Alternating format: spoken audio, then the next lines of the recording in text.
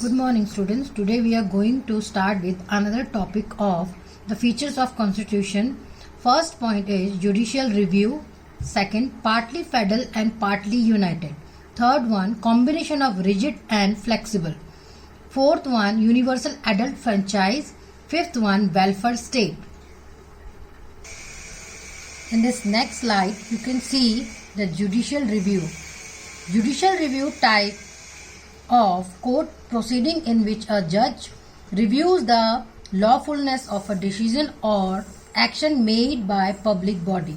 In other words, judicial reviews are a challenge to the way in which a decision has been made, rather than the rights and wrong of the conclusion reached. It is not really concerned with the conclusion of that process and whether those were right, as long as the right procedure have been followed. The court will not substitute what is think is the court decision. This may mean that the public body will be able to make the same decisions again, so long as it does so in a lawful way. If you want to argue that a decision was incorrect, judicial review may not be best for you. There are alternative remedies such as appealing against the decision to a high court. Example of the type of decision which may fall within the range of the judicial review includes decisions of local authority in the exercise of their duties to provide various welfare benefit and special education for children in need of such education. Certain decisions of the immigrations authorities and the immigrations and chamber, decisions of regulator bodies, decisions relating to prisoners' rights. Our Indian constitution is partly federal and partly united. The federal features of governance are a dual system of government, either center and state. The division of powers between the executive, judiciary and legislature, which are the three organs of the state, supremacy of the constitution, independent judiciary and bicameralism. The Indian constitution contains all these features, thus it is a federal system, but it also contains many unitary features such as a strong center, all India services common to the center and the state, emergency provisions that can modify the constitution into a unitary one, the appointment of governance by the president on the advice of the center, etc.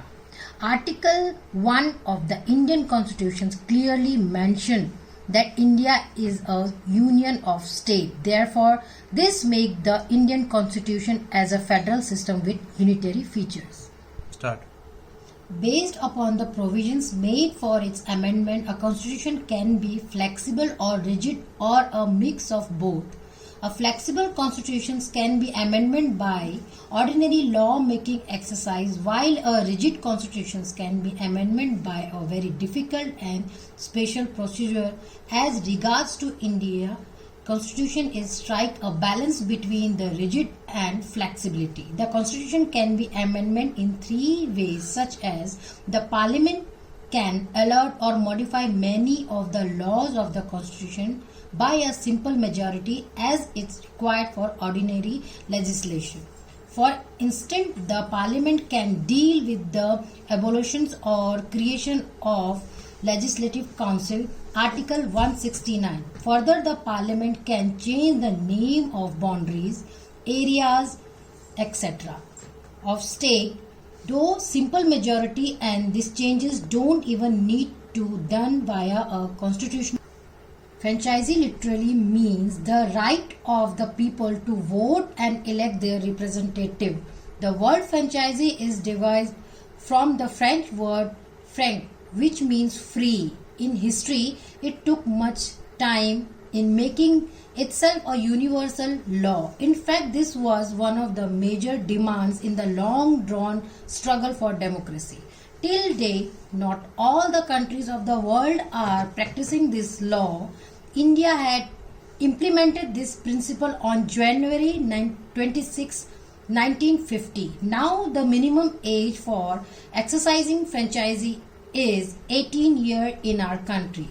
One must qualify certain groups for the adult franchisee in India, these are: one must be a citizen of India, one must have attained 18 years of age, one must not be of unsound mind, one must not have been declared backed up by a competent court. Sorry. In this next slide, you can see the welfare state. The welfare state is a form of government in which the state protects and promotes the economic and social well-being of the citizens based upon the principle of equal opportunity, equitable distribution of wealth and public responsibility for citizens unable to avail themselves of the minimal provisions from a good life. Sociologist T.H. Marshall described the modern welfare state as the distinctive combination of democracy, welfare and capitalism. As a type of mixed economy, the welfare state funds the government institutions for healthcare and education along with direct benefit given to individual citizens. Thank you.